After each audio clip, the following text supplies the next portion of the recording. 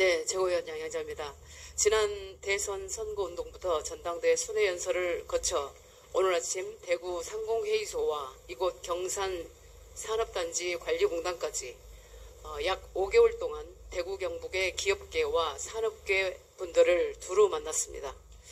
여러 가지 현안이 있었지만 이구동성 토론하는 것이 기업하기 정말 힘들다, 진짜 힘들다, 경제가 어렵다 이런 말씀이셨습니다. 결국 우리 대한민국의 경제는 첨단 산업이고 첨단 산업은 인재가 가장 중요합니다. 이 첨단 산업 인재는 네 가지의 혁신을 통해서 길러지고 또 채워집니다. 첫 번째, 교육 혁신, 두 번째, 연구 환경 혁신, 세 번째, 산학 연계 혁신, 네 번째, 해외 인재 유입 정책 혁신이 그것입니다. 그러나 지금 대한민국은 네 가지 분야 모두 지지부진합니다. 현 정부는 어느 것 하나 제대로 된 대안과 비전을 내놓지 못하고 있습니다. 이틀 전 미국 트럼프 행정부는 첨단 산업 엔지니어 같은 전문직의 H-1B 비자 신규 수수료를 기존보다 100배 높은 10만 달러, 우리 돈 1억 4천만 원을 받겠다고 공표했습니다. 하루 전의 공표안 매년 갱신할 때마다 1억 4천만 원씩 받겠다는 것을 다소 조정하기는 했지만 미국에서 일하는 해외 인재들에게는 날벼락 같은 일이었습니다. 당장 H-1B 비자 70%가 넘는 인도의 IT 인재들이 큰 혼란에 빠졌습니다. 미국의 이런 폭압과 변덕이 우리에게는 큰 기회입니다. 우리 국토를 첨단 산업 인재로 가득 채울 수 있는 절호의 찬스라고 생각합니다. 이곳 대구도 마찬가지입니다. AI 연구자의 경우 한국은 2만 명이지만 중국은 41만 명입니다. 반도체 산업 분야에서만 향후 5년 동안 5만 명이 더 필요합니다. 이에 대처하려면 국내 인재 양성만큼 해외 인재 유치도 절실합니다.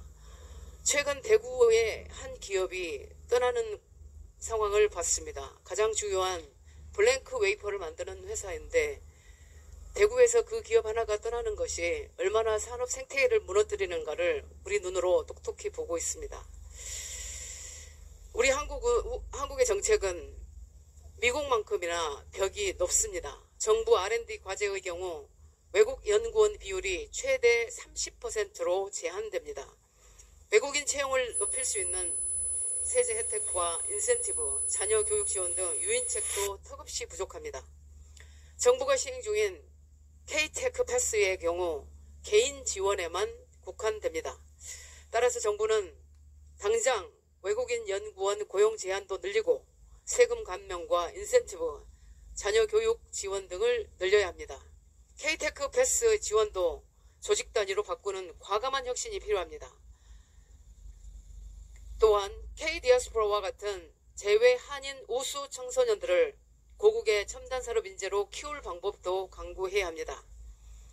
여러분 아십니까? 이스라엘이 벌스라이트 이스라엘이라는 정책으로 전 세계 유대인들이 정체성을 가지고 모국을 최강 국가로 만들었듯 재외동포청 등 우리 정부기관에서는 코리안 디아스포라 청년들이 세계 속 대한민국을 이끄는 추동체가 되도록 해야 합니다. 이제 한국은 세계의 첨단 산업 인재들이 찾아오는 일하기 좋은 나라가 되어야 합니다. 지금이 기회입니다. 국내 인재와 우리 K-디아스포라 청년 인재들을 포함해서 해외 인재라는 두 날개로 세계 최고의 첨단 산업 강국으로 옹비할 수 있도록 정부가 파격적이고 특별한 대책을 마련할 것을 다시 한번 촉구합니다. 이상입니다. 네.